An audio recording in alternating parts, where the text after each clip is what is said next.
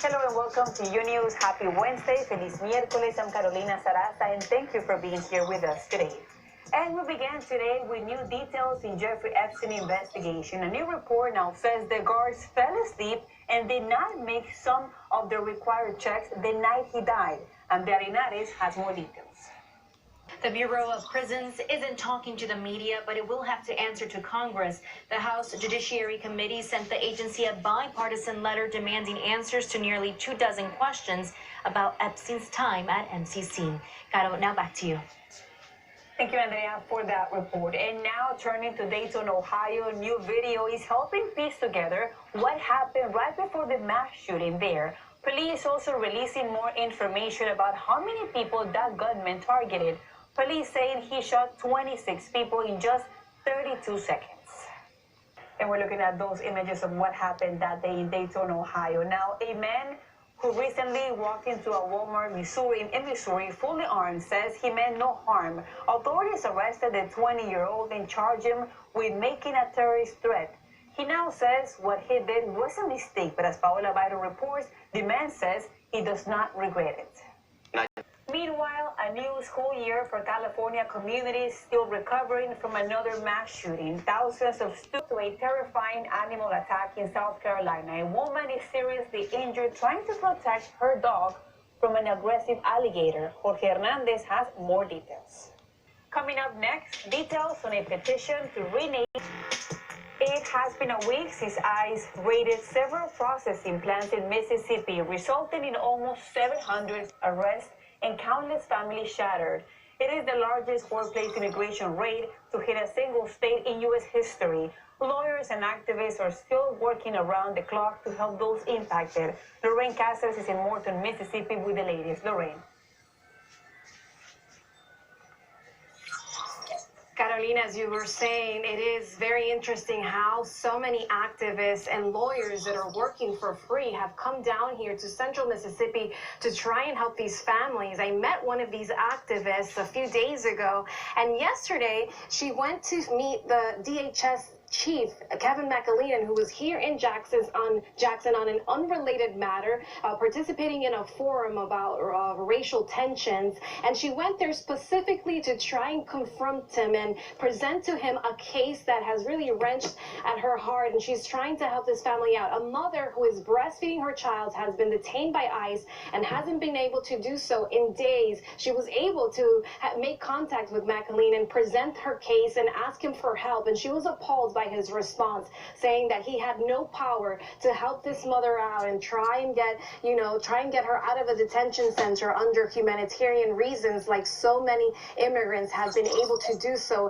in the past few days. Needless to say, she was appalled. She was so angry. She says, how can he dare to say something like that when he is literally the one person that could actually do something for this mother? So as I met so many people here on the ground, you hear stories like this, and she's one of these people that have come to volunteer her time and try and help these families out. One thing I wanted to tell you that has been really striking this community in the past few hours is that yesterday over 100 people were fired from one of these plants where the raids happened. These workers were not affected directly by these raids. They were not detained, but it's been 8-9 days after this all happened, and last night they too lost their jobs. A lot of these factories are now trying to skim through all of the employees that they're still left at the plants, trying to make sure that everybody has legal permits, social security numbers, and legal documentation to be able to work. So yesterday they fired these workers and they were not given a specific reason. They were just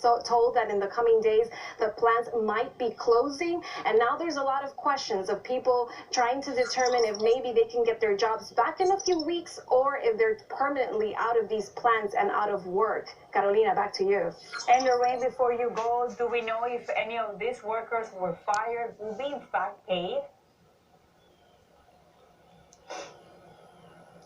That's a good question, Carolina, because a lot of people here are not sure. Yesterday, among the people that lost their jobs, a lot of them were saying that they were told they will not be getting paid for the last few days of work, and that has something that has a lot of people worried, but they don't have a way to confirm that. They're just going to have to wait and see if they get that check in the mail, and as you can imagine, that's the last bit of cash these families can count on to be able to figure out what they're going to do in the coming days. Back to you.